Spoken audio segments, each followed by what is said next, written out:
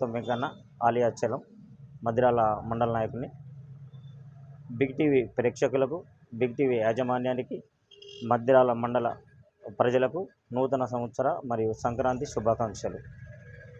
ఈ ప్రజాపాలనపై విశేషమైన స్పందన వస్తుంది.